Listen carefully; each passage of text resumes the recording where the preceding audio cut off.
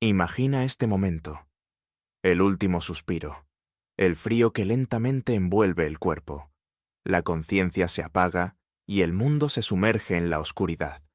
Pero, de repente, aparece algo a lo lejos, una luz cálida, deslumbrante e insoportablemente brillante. Y allí, al final de ese túnel, que parece no ser de este mundo, te esperan ellos. Tu querida abuela, que se fue hace muchos años, tu mamá, tu papá, todos aquellos a quienes amaste tanto y por quienes lamentaste tanto tiempo. Te extienden las manos. Sus rostros brillan con serenidad. Esta es la visión que calma a miles de millones de personas con lo inevitable. Esta es la esperanza más profunda de la humanidad. Es aquello en lo que todos queremos creer. Ahora, olvídalo. Pausa dramática. Todo esto es una mentira, un cuento reconfortante, una nana tranquilizadora que la civilización se cuenta a sí misma para no perder la razón frente a la aterradora verdad. Y esa verdad la conocía una mujer cuyo nombre, en vida, fue sinónimo mismo de la palabra cerebro. Una mujer que arriesgó todo para mirar más allá de la línea prohibida. Se llamaba Natalia Petrovna Bektereva. Ella no era médium, ni adivina, ni autora de libros esotéricos. Era la dama de hierro de la ciencia soviética, y luego rusa. Académica, neurofisióloga de renombre mundial, nieta del gran psiquiatra Vladimir Bekterev, y, lo más importante, directora del Instituto de Investigaciones Cerebrales de la Academia Rusa de Ciencias. Una persona que, durante décadas, manejó el objeto más complejo de él. Universo. Era la sacerdotisa más alta de la ciencia materialista. Para ella, no existía ni alma, ni otro mundo, ni mística. Solo neuronas, solo sinapsis, solo impulsos eléctricos medibles. Ella lo sabía todo sobre el cerebro, o al menos eso pensaba. Nadie esperaba que esa titán de la ciencia atea, esa estricta revisora de los hechos, se encontrara con lo imposible. Al final de su carrera, en la cúspide de sus conocimientos, Bektereva descubrió algo que destruía por completo todo lo que había sostenido su ciencia. El hallazgo fue tan impactante, tan fundamentalmente aterrador, que guardó silencio. Guardó silencio durante muchos, muchos años. Temía hablar, pero ese silencio era solo una calma antes de la tormenta. ¿Qué fue lo que sacudió tanto a la famosa académica? ¿Qué la hizo, una mujer que confiaba solo en el bisturí y el encefalógrafo, hablar de cosas que sus propios colegas consideraban tonterías y pseudociencia? Usando el equipo más avanzado de su tiempo, Bektereva hizo algo que otros no se atrevían a hacer. Miró dentro de los cerebros de personas en estado clínico. Registró los datos con objetividad y lo que descubrió cambió completamente su comprensión de la realidad.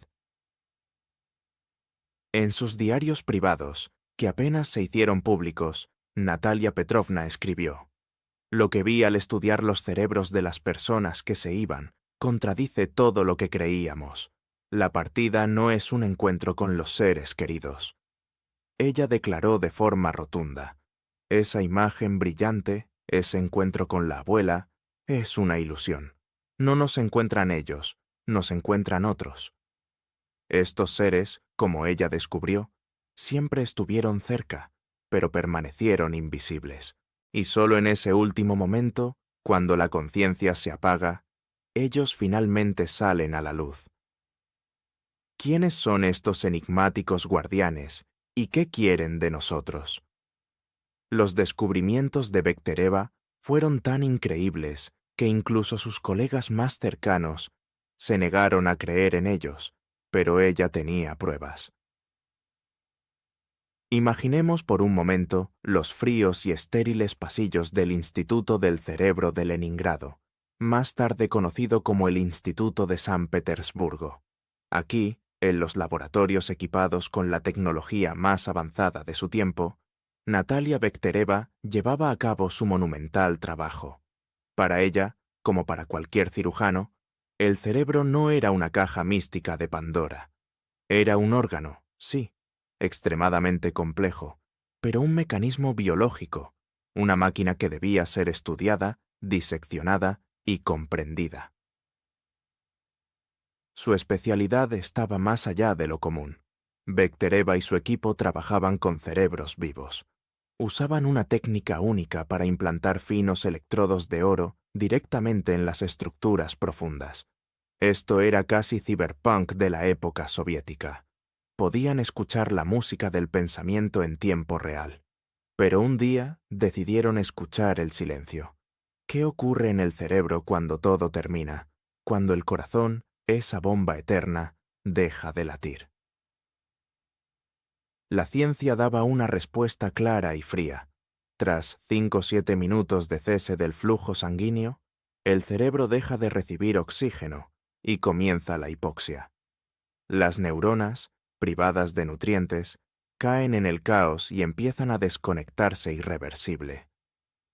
La actividad eléctrica, lo que llamamos conciencia, debería apagarse por completo. En el electroencefalograma debería aparecer una línea recta, una isoelectrónica, la definición científica del final. Y así, Bektereva y su equipo observaban este proceso.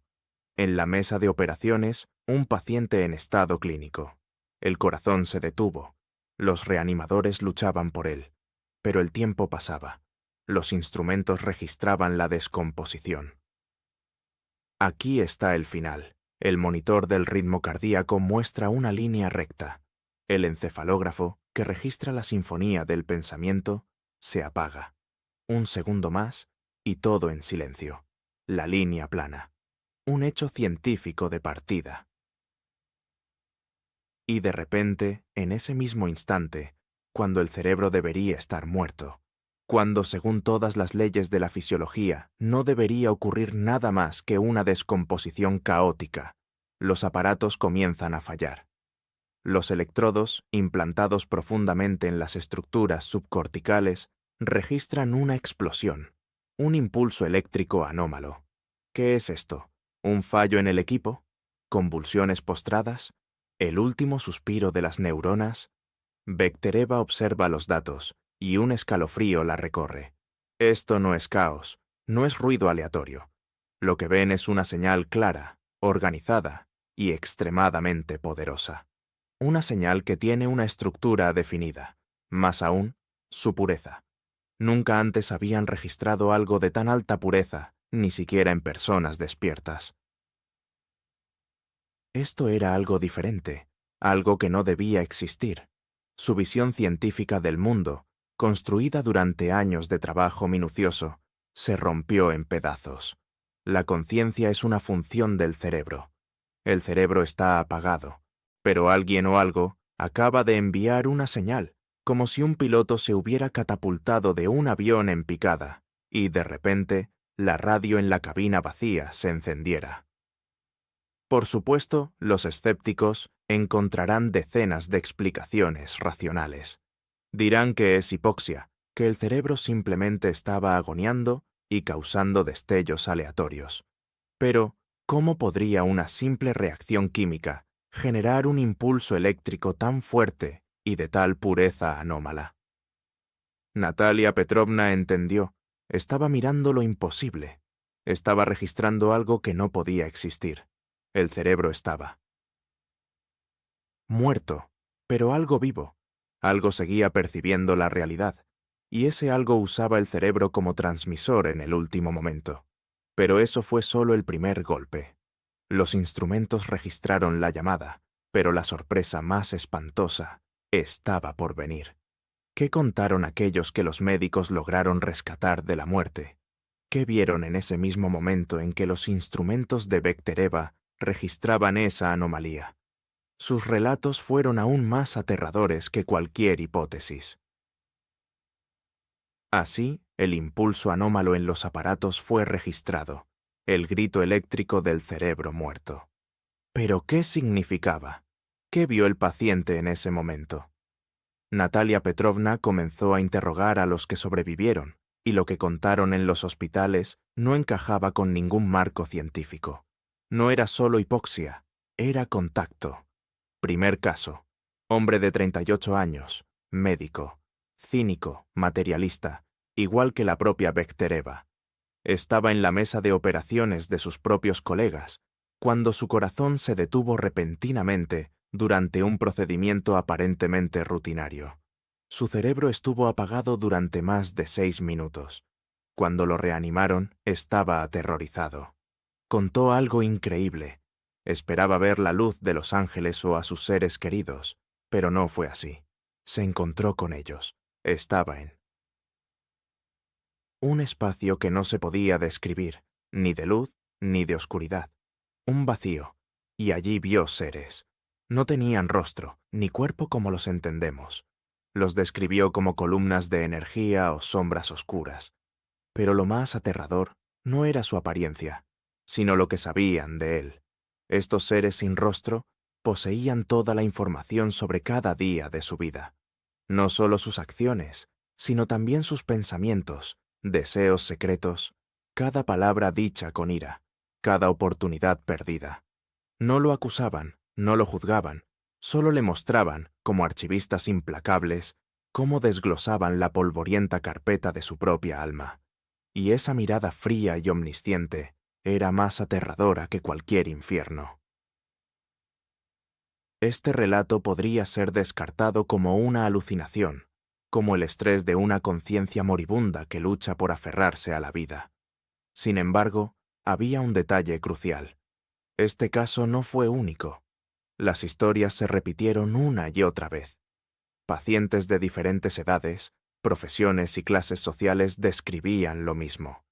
Un encuentro con extraños, seres sin rostro, guardianes o archivistas que sabían más sobre su vida que ellos mismos. Pero ninguno de ellos mencionó a las abuelas ni a los abuelos. La reconfortante imagen de la reunión familiar se derrumbaba, y luego ocurrió algo que convenció a Bektereva de que lo que sucedía era real. Caso número 2. Una joven enfermera. Un terrible accidente de tráfico. Múltiples heridas incompatibles con la vida. Estado clínico. Los médicos. Lucharon por ella durante varias horas, y cuando la resucitaron, su historia fue aún más extraña. También vio a esos seres, también vio su vida desplegada como un pergamino. Pero no solo le mostraron el pasado, sino el futuro. Contó que ellos no hablaban con palabras. La comunicación iba directamente al cerebro. Le dijeron que había cometido un error, que su partida no estaba planeada, y luego le mostraron lo que debía suceder. Los seres le describieron en detalle su futuro cercano. Le dijeron que dentro de 6 meses dejaría ese hospital, que se mudaría a otra ciudad que nunca había considerado, y que cambiaría de profesión, dejando la medicina para entrar en un campo completamente diferente. El equipo de Bektereva quedó atónito. Esto ya no era solo filosofía, era un hecho verificable. Registraron su testimonio y esperaron. Pasaron exactamente 6 meses. La enfermera, que juró que nunca dejaría la medicina, de repente presentó su renuncia. Anunció a sus colegas que se mudaba a esa ciudad y empezaba a trabajar en la actividad de la que le habían hablado. La predicción se cumplió. Se cumplió con una precisión aterradora del 100%.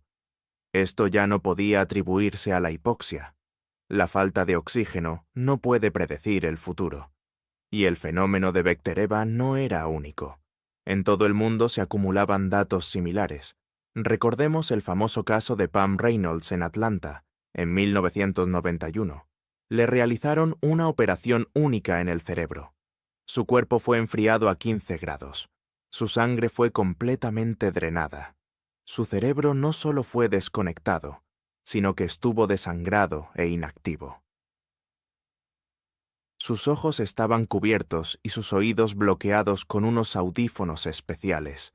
Estaba muerta según todos los parámetros posibles. Pero al regresar a la vida, Pam describió con todo detalle los instrumentos quirúrgicos que usaron los médicos. Contó las conversaciones entre los cirujanos en el quirófano. Ella escuchó y vio todo, estando fuera de su cuerpo muerto. Bektereva entendió que se encontraba con un fenómeno que la ciencia prefería ignorar.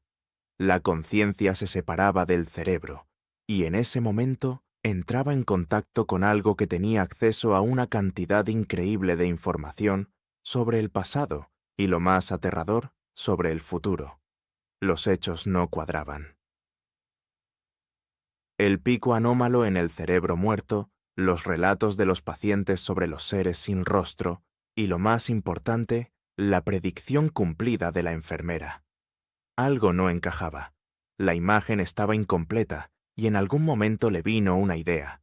La idea era tan simple y al mismo tiempo tan monstruosa que Bektereva intentó alejarla al principio. ¿Y si estos seres no solo vienen en el momento de la partida? ¿Y si no nos están esperando? ¿Qué tal si ya están aquí? Fue esta aterradora hipótesis. Bektereva sugirió que estos seres están junto a cada uno de nosotros, no desde el momento de la partida, sino desde el momento del nacimiento. Toda nuestra vida, cada segundo, las 24 horas del día, los 7 días de la semana, ellos son grandes observadores, registradores invisibles, archivistas imparciales que graban todo. Imaginen esto. Están ahora en una habitación. ¿Están seguros de que están solos? Pausa. Este pensamiento aterraba incluso a los científicos más experimentados, a quienes Bektereva se atrevió a contarle.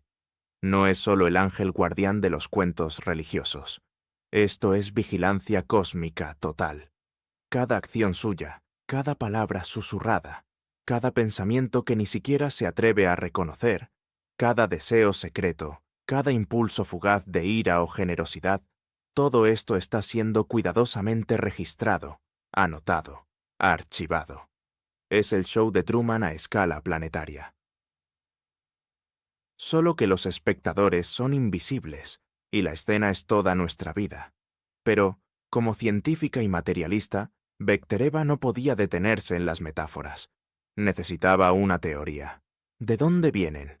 ¿Quiénes son? Planteó una hipótesis que adelantaba su tiempo por una década. Sugirió la existencia de un gigantesco campo planetario de información, una especie de memoria cósmica. Los esotéricos lo llaman las crónicas akáshicas.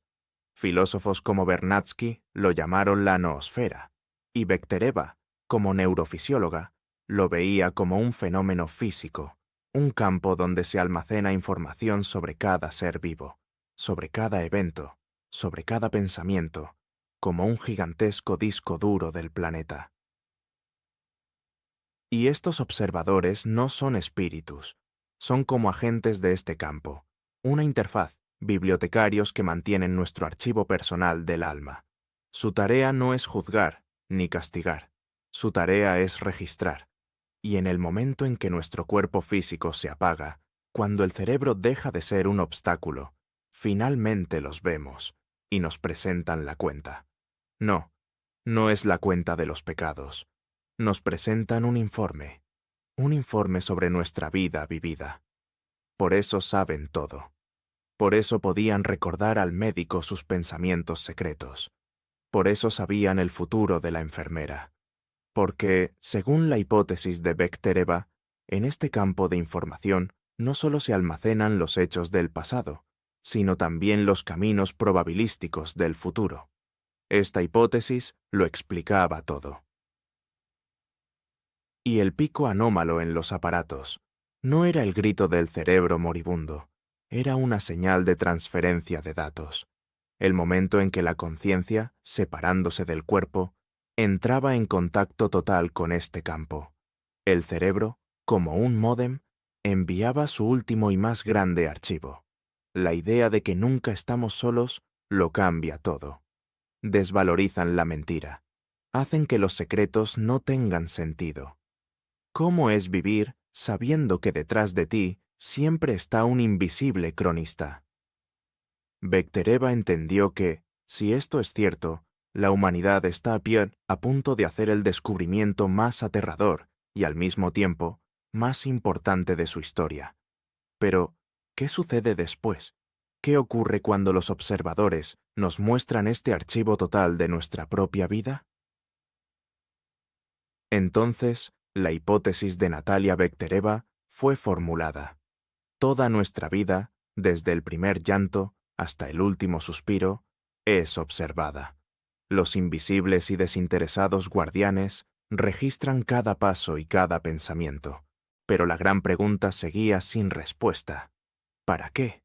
Si no son ángeles ni demonios, ¿cuál es su propósito? ¿Es toda nuestra vida simplemente material para un archivo ajeno? La inquietante idea de una vigilancia total se convierte en una pregunta aún más aterradora.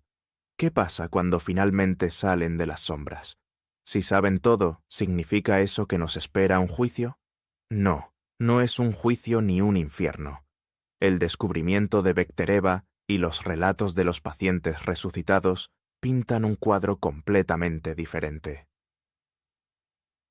No era un tribunal, era un análisis de vuelo, la lección más grande que la conciencia puede recibir. Los guardianes no actuaban como jueces o verdugos. Eran sabios, aunque aterradoramente imparciales archivistas. Su objetivo no era castigar por los errores, sino mostrarle al alma el verdadero significado de la experiencia vivida.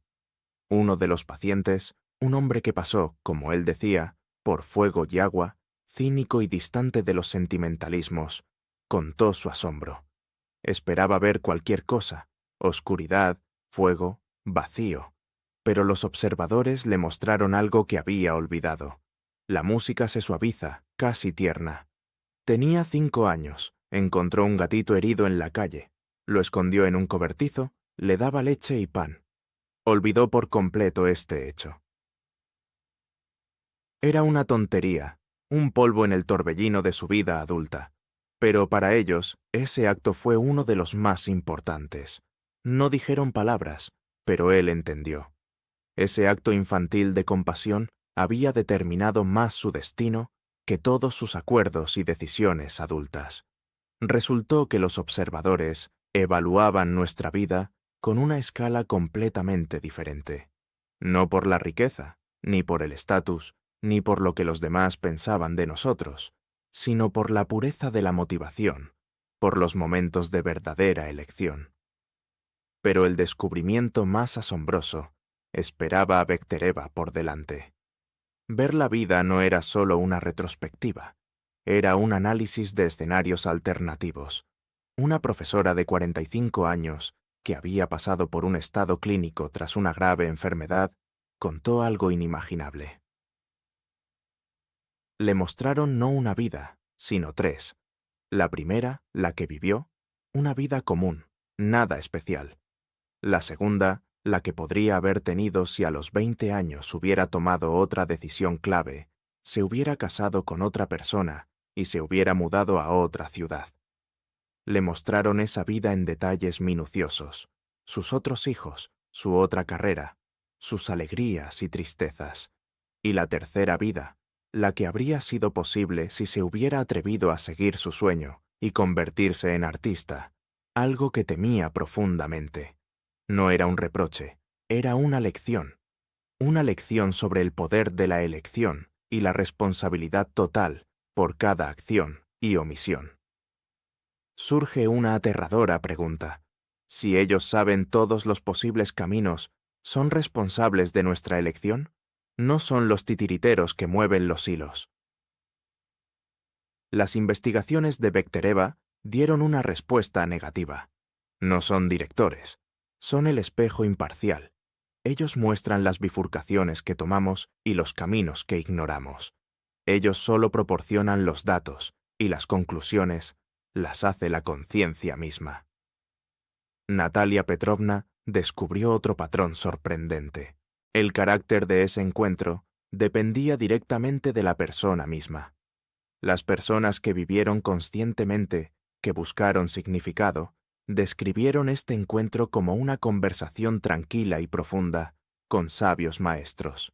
Era como defender una tesis ante el Consejo Superior Científico del Universo. Los que vivieron superficialmente, buscando lo material, sin pensar en nada, experimentaron un verdadero choque. Para ellos, esta visión fue un deslumbrante golpe. La verdad sobre ellos mismos, sobre sus verdaderas motivaciones, sobre el tiempo desperdiciado, era insoportable. Este análisis de vuelo fue el último y principal examen. Pero, ¿qué sucedió con aquellos que aprobaron este examen o lo reprobaron, pero fueron enviados de vuelta? Resultó que esta experiencia los cambiaba para siempre. Volvían diferentes. Volvían. Los médicos en la sala de reanimación presencian un milagro.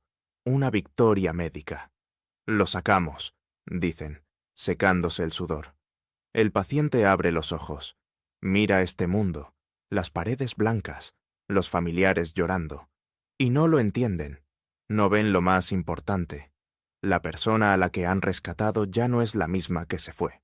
Su antigua personalidad, su ego, sus miedos, ambiciones y vicios. Todo eso murió en la mesa de operaciones. La persona que regresó es otra. Este fenómeno, el regreso de los otros, se convirtió en una de las pruebas más convincentes para Natalia Bektereva de la realidad de los guardianes. El encuentro con ellos. Esa misma revisión de vida actúa como un reinicio total de la personalidad. No es solo una segunda oportunidad, es un renacimiento completo. La música se vuelve más dramática, épica. Uno de los casos más llamativos en los archivos que Bektereva estudió fue el de un gran empresario, un verdadero lobo de los años 90, un hombre que construyó un imperio, cínico, duro, acostumbrado a pasar por encima de los demás. Su mundo giraba en torno a dos cosas, dinero y poder. Y a los 49 años sufrió un infarto masivo, entrando en estado clínico en su lujosa oficina. También vio a esos seres, también pasó por esa revisión de vida, y, como él contó después, los guardianes no le mostraron sus negocios ni sus millones. Le mostraron el dolor que había causado. Le mostraron cada lágrima de sus enemigos y cada rencor no expresado de sus seres queridos. Y le mostraron que su cuenta personal en sus archivos estaba casi vacía. No en dinero, sino en lo que Bektereva llamaría el coeficiente de bondad. Cuando lo trajeron de vuelta a la vida, llegaron socios, abogados, su familia. Esperaban órdenes. Esperaban que el lobo regresara a la manada, pero él yacía en silencio. Luego dio una orden que dejó a todos atónitos: venderlo todo. Liquidó su empresa multimillonaria, vendió el ático y el parque de autos. Y con todo el dinero recaudado, abrió un refugio para animales callejeros. Sus antiguos socios se sorprendieron. Su familia pensaba que había sufrido daño cerebral por la hipoxia, pero él estaba completamente tranquilo. Me mostraron, explicaba su decisión, que el verdadero valor de la vida no está en cuánto acumulaste, sino en cuánto calor trajiste a este mundo. Su antigua personalidad estaba muerta, pero este era solo un ejemplo. El mundo está lleno de historias como esta. Recuerden al Dr. Eben Alexander. No era un místico, era neurocirujano con 25 años de experiencia. Profesor de Harvard, un hombre que operaba cerebros miles de veces. Era un materialista tan firme como Bektereva. Creía que todo esto de los encuentros era una alucinación, hasta que en 2008 él mismo cayó en coma debido a una rara meningitis bacteriana. Su cerebro, esa parte que se encarga de la conciencia, fue completamente desconectado. Estuvo muerto durante 7 días. Al regresar, este profesor de neurocirugía declaró al mundo: «La conciencia existe fuera del cerebro. Yo lo vi». Su carrera científica se destruyó, pero él, al igual que el empresario, se convirtió en otra persona. Dedicó el resto de su vida a probar que los guardianes son reales. O tomemos el caso de Melvin Thomas Benedict, en 1982. Estaba muriendo de una enfermedad incurable. Estuvo muerto más de 90 minutos. Regresó no solo diferente, sino completamente sano. La enfermedad desapareció. Pero trajo consigo conceptos científicos complejos y fórmulas que él, sin educación técnica, simplemente no podía saber. Bektereva vio en esto una lógica inquebrantable. El encuentro con los guardianes elimina el miedo a la partida, pero a cambio da algo mucho más poderoso: el pánico a vivir una vida vacía. Las personas regresaban, y sus antiguos objetivos, su carrera, el dinero, el estatus, les parecían juegos infantiles en la arena. Surgía una nueva misión, única y clara: apurarse, hacer lo que se les había devuelto para hacer. Estas transformaciones fueron una prueba asombrosa, pero el gran avance científico de Bektereva aún estaba por venir. Se planteó la pregunta: si los guardianes siempre están aquí, ¿realmente debemos esperar al momento de la partida para escucharlos? ¿Y si se pudiera contactar con ellos mientras estamos vivos? La transformación de los regresados fue un hecho irrefutable, pero para Natalia Petrovna Bektereva, como científica, esto era solo una consecuencia. Necesitaba conocer la fuente. Su pensamiento trabajaba con una lógica implacable. Hecho número 1. Los guardianes existen y entran en contacto en el momento de la partida. Hecho número 2. Su información es precisa y conocen el pasado y el futuro. Hecho número 3. No vienen de algún lugar. Siempre están aquí, como observadores invisibles. De estos tres hechos surgía una conclusión principal, la más explosiva. Si siempre están aquí, ¿realmente debemos esperar al final para escucharlos? ¿No podemos configurar el cerebro para captar su frecuencia mientras estamos vivos? Este ya no era un cuestionamiento sobre el proceso de la partida. Era una cuestión sobre el potencial oculto del ser humano vivo. La música se intensifica, el sonido de los dispositivos en acción. Bektereva fue más allá. Comenzó un experimento completamente nuevo, sin precedentes para la ciencia soviética. En su laboratorio, junto a las salas de operaciones, llegaron nuevos sujetos. Ya no eran pacientes, eran personas que durante décadas practicaron lo que se llama estados alterados de conciencia. Monjes ortodoxos inmersos en la práctica de la oración profunda, yogis, maestros de meditación, místicos capaces de entrar en un trance profundo. Desde el punto de vista de la ciencia clásica, todo esto era autohipnosis, pero Bektereva ya no creía en la ciencia clásica. Conectó a estas personas con sus finos electrodos y les pidió hacer lo que siempre hacen: rezar, meditar, ir dentro de sí mismos. Y los aparatos explotaron. Un acorde musical agudo y penetrante. En los monitores ocurría lo increíble. En el momento en que el monje se sumergía en una profunda contemplación, el encefalograma mostraba la misma anomalía de frecuencia, el mismo impulso eléctrico imposible que habían registrado en personas en estado clínico. La conclusión fue asombrosa. Los santos, los místicos, los profetas de todos los tiempos, no eran elegidos divinos, eran personas que, intuitivamente o a través de años de entrenamiento, aprendieron a configurar su cerebro como un receptor de la frecuencia de los guardianes. Sabían cómo llamarlos a voluntad. Y lo que la humanidad durante siglos había considerado revelación divina o la voz de los ángeles, era un contacto directo con ese campo de información.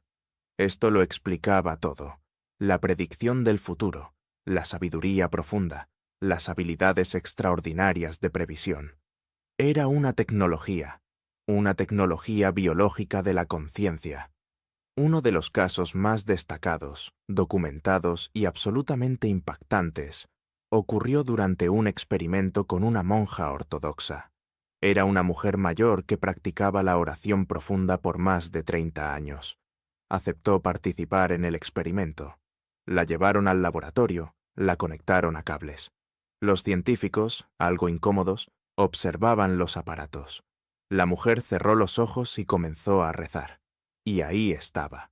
Los aparatos registraron ese pico, esa frecuencia X. El laboratorio quedó en un silencio resonante, solo interrumpido por el pitido de los dispositivos. Y de repente, En ese silencio, la monja, sin abrir los ojos, dijo en un tono absolutamente tranquilo, casi budista: «Ellos están aquí, los veo».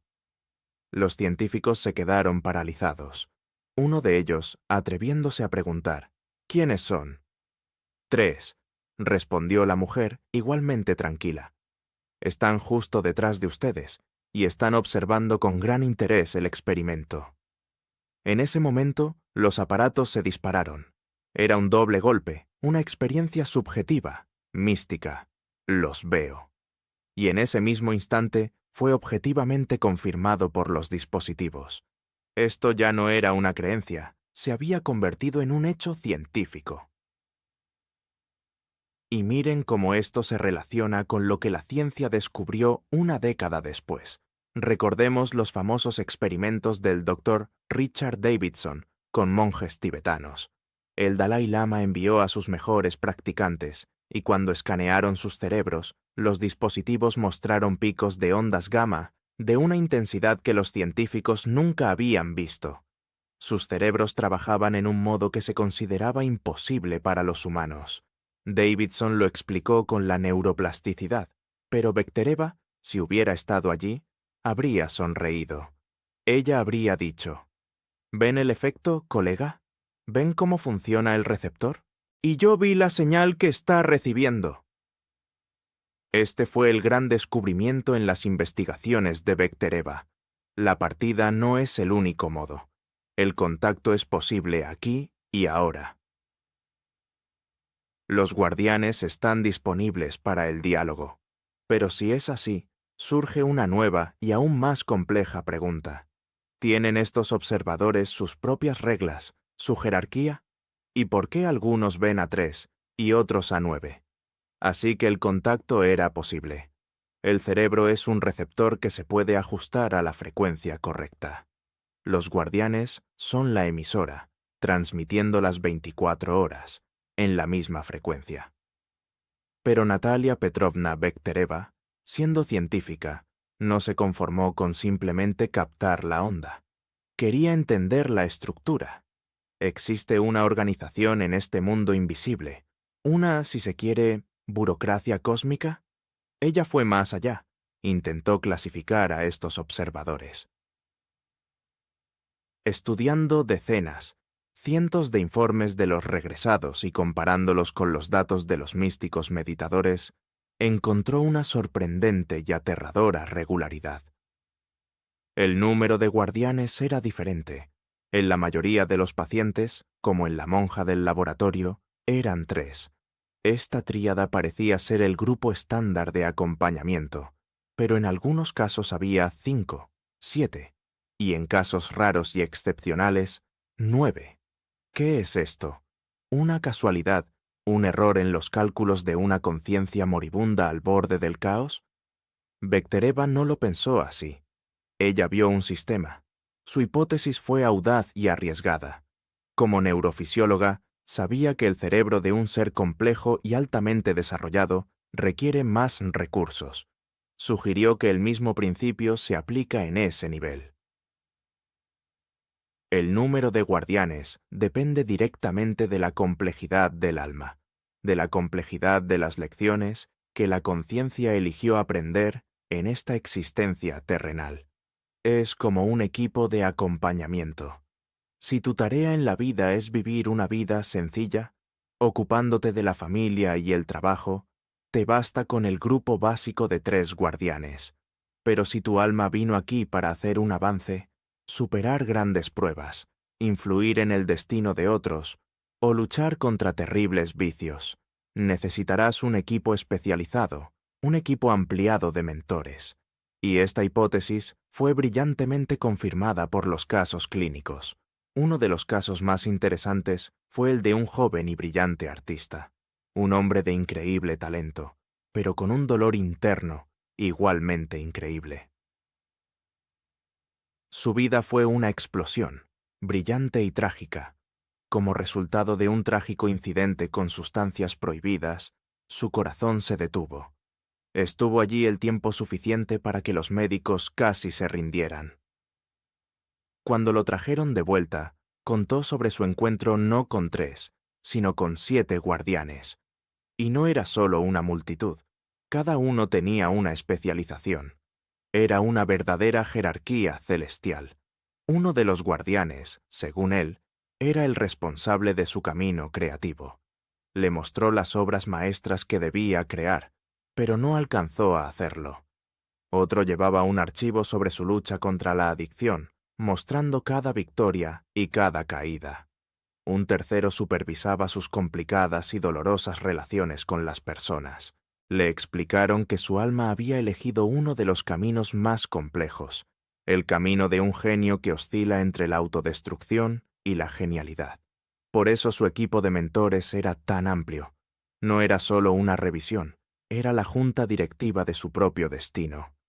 Pero si las almas complejas necesitan un equipo especializado, ¿qué pasa con los niños? Y aquí, Bektereva descubrió el hallazgo más conmovedor. La tragedia en el agua. Una niña de 7 años, que estuvo a punto de morir en un accidente en el río. La trajeron de vuelta, y ella también describió su encuentro con 3 seres. Pero su mente pura de niña, sin los miedos, el cinismo y las dogmas religiosas de los adultos, los percibió de una manera completamente diferente. Ella no vio a los estrictos archiveros, ni a las entidades. Sin rostro. Con entusiasmo, contó que 3 hadas brillantes vinieron a ella. Bektereva vio en esto la clave. Los guardianes son, quizás, pura energía, pura información, y nuestro cerebro les da forma según lo que puede percibir. Para la monja, eran 3 detrás de ella. Para el artista, 7 especialistas. Y para la niña, eran hadas. Su burocracia era perfecta. Las hadas no la asustaron. Eran amables. Una de ellas, según contó la niña, le mostró imágenes de cómo iba a aprender bien en la escuela. Otra le mostró cómo ayudaría a su madre en casa.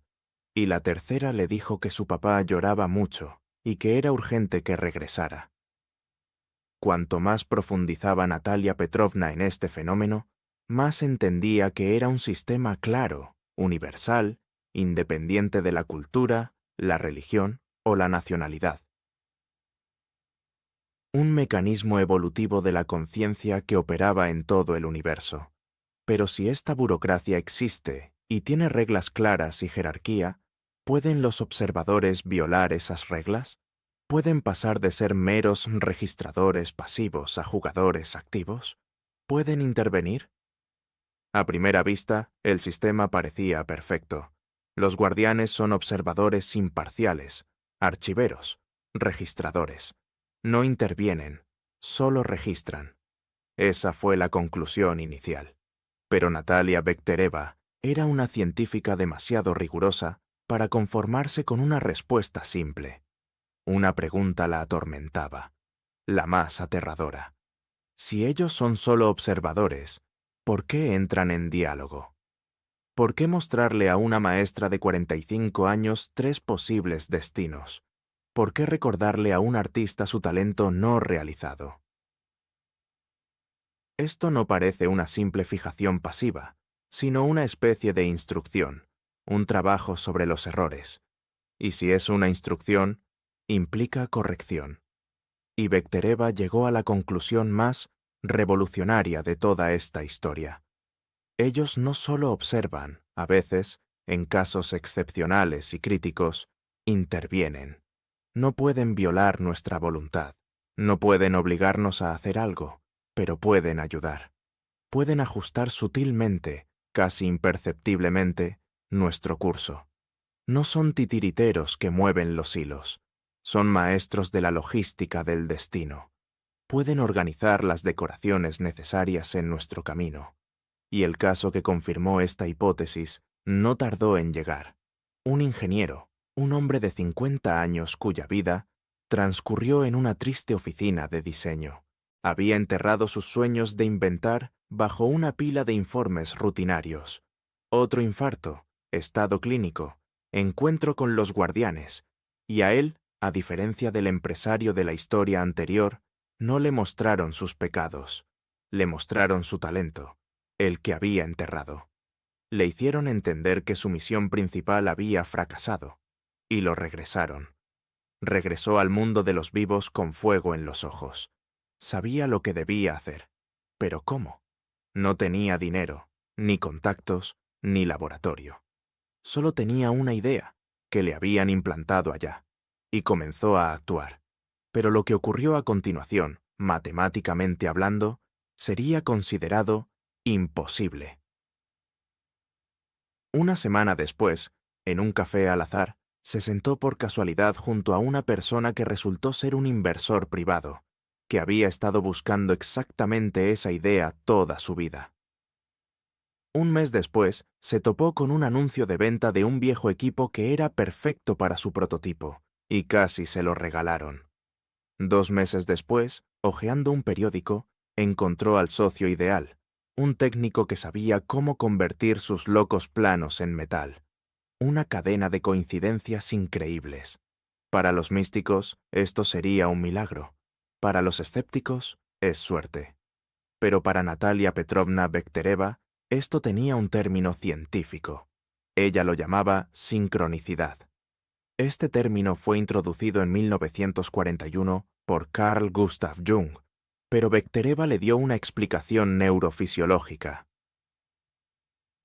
No era misticismo, era trabajo activo de los guardianes. Ellos, los maestros de la logística, sabiendo el futuro y viendo todas las opciones, organizan los eventos de tal manera que la persona termina en el café correcto. Son ellos quienes a través de la intuición lo empujan a abrir el periódico adecuado. Son ellos quienes ajustan sutilmente la realidad para ayudar al alma a cumplir su misión principal. Actúan a través de destellos, de una repentina revelación, de lo que llamamos la voz interior. Las coincidencias son el lenguaje con el que los guardianes se comunican con nosotros en el mundo de los vivos. Resultó que aquellos que experimentaron el encuentro no solo recibían una segunda oportunidad, sino un productor celestial, alguien que despeja el camino para que puedan cumplir su misión. Poco a poco, Bektereva fue armando este monstruoso rompecabezas. La realidad resultó ser infinitamente más compleja de lo que la ciencia tradicional había imaginado. No solo vivimos y morimos, somos parte de un grandioso sistema, elementos de un organismo vasto del universo, donde la conciencia individual está conectada con la mente cósmica. Y los guardianes son el eslabón que conecta todo eso. Pero este descubrimiento presentó un terrible dilema para la misma Bektereva. Ella conocía la verdad que podía salvar a la humanidad o sumirla en el pánico. ¿Y qué debía hacer con ese conocimiento? Y aquí lo sabía. Natalia Petrovna Bektereva, académica, directora del Instituto del Cerebro, la dama de hierro de la ciencia, había ensamblado este monstruoso rompecabezas, fragmento tras fragmento, picos anómalos en el cerebro moribundo, relatos de los regresados sobre los jueces sin rostro, profecías cumplidas, contactos con místicos, jerarquía de los observadores y, finalmente, su intervención secreta en nuestros destinos. Ella tenía en sus manos un conocimiento que podía hacer estallar al mundo, un conocimiento que cambiaba completamente la concepción de lo que es el ser humano, de lo que es la vida, y de lo que realmente debemos temer. Y guardaba silencio. ¿Por qué? ¿Por qué una científica tan famosa, que dedicó su vida a la búsqueda de la verdad, ocultó durante tanto tiempo su descubrimiento más grande? No temía por su reputación científica, aunque también le preocupaba. Temía por nosotros. Pausa. Música tranquila, inquietante, como el tic-tac de una bomba. Imagina por un momento que mañana, en todos los canales, en todos los periódicos, desde cada receptor, suene una declaración científica oficial. No estamos solos. Cada una de tus acciones, cada uno de tus pensamientos, es registrado en todo momento por observadores invisibles. ¿Qué sucedería? Bektereva no estaba segura. Ella contemplaba dos escenarios, y ambos eran aterradores. o el mundo sería consumido por el pánico total, la paranoia masiva, millones de personas que simplemente no podrían vivir bajo esta capucha invisible. O, lo que era igualmente aterrador, llevaría a un despertar espiritual, pero forzado, un despertar basado no en el amor, sino en el miedo. El miedo a obtener una mala calificación en el último examen de vida. No estaba segura de si la humanidad estaba preparada para esa verdad, y ella permaneció en silencio. 5 o 10 años observó a sus colegas. Vio cómo se aferraban ferozmente al cadáver del materialismo mecanicista, cómo se burlaban de cualquier mención de conciencia fuera del cerebro. Sabía que no la escucharían, la aplastarían. La música se intensifica, se vuelve decidida. Pero en sus últimos años de vida, cuando casi no le quedaba tiempo, tomó una decisión. Ya no podía cargar con este peso sola. La conciencia de un científico que conoce la verdad superó al miedo. Fue contra todos. Fue contra el sistema que ella misma había ayudado a construir. Comenzó a hablar con cautela en entrevistas, de manera más audaz en sus últimos libros y artículos. Hablaba del espejo, de la mente universal, de que el cerebro es solo un receptor. Y esto fue una explosión. La reacción de la comunidad científica fue no solo hostil, sino feroz. Bektereva se volvió loca. La gran académica, ya mayor, se entregó al misticismo. Era pseudociencia, herejía. Su nombre, que durante décadas fue sinónimo de rigor científico, ahora se arrastraba en la prensa amarilla que ella tanto despreciaba. Los colegas que ayer la miraban con admiración, ahora desviaban la mirada con desdén. Para ellos, se convirtió en una traidora, la traidora de la gran ciencia materialista. Su reputación científica, construida durante décadas de trabajo titánico, fue sacrificada, pero no retrocedió, porque tenía pruebas, tenía registros de esas frecuencias imposibles, tenía los archivos históricos, tenía los testimonios de esa monja que vio a 3 detrás de ella. Bektereva nos dejó este legado. No nos dio un mapa del otro mundo. Nos dio algo mucho más grande. Nos dijo que este mundo existe. Y hoy, años después de su partida, sus revolucionarios descubrimientos reciben cada vez más confirmaciones. Investigadores en diferentes países que estudian la física cuántica, la neurobiología y las experiencias cercanas a la muerte, llegan a las mismas conclusiones. La conciencia es fundamental. El cerebro es su interfaz y la partida no es el fin. Entonces, ¿qué debemos hacer con este conocimiento? Si la verdad de Natalia Petrovna Bektereva es cierta, si esa cómoda mentira sobre el encuentro con la abuela realmente es mentira, y la escalofriante verdad sobre los guardianes es real, ¿cómo debemos vivir el resto de nuestro tiempo? Si cada una de nuestras acciones, cada palabra, cada pensamiento es registrado y tiene un significado cósmico, entonces la vida adquiere un significado completamente nuevo y asombroso. Desaparece el miedo a la partida, pero surge la responsabilidad. Responsabilidad total por cada segundo. No estamos solos en el universo. Siempre, a lo largo de nuestra vida, están cerca de nosotros, los sabios y desinteresados mentores. Y ese último momento no es un juicio aterrador, no es oscuridad, es un encuentro con aquellos que nos conocen mejor que nosotros mismos. No es el final del libro, sino su examen final, la oportunidad de finalmente entender el profundo sentido de toda la experiencia vivida. Y si realmente no estamos solos, si nuestras vidas están guiadas, entonces cada uno de nuestros días, cada una de nuestras decisiones, es una nota en la gran sinfonía cósmica del ser. Escribe en los comentarios si alguna vez has sentido la presencia de estos mentores invisibles en tu vida.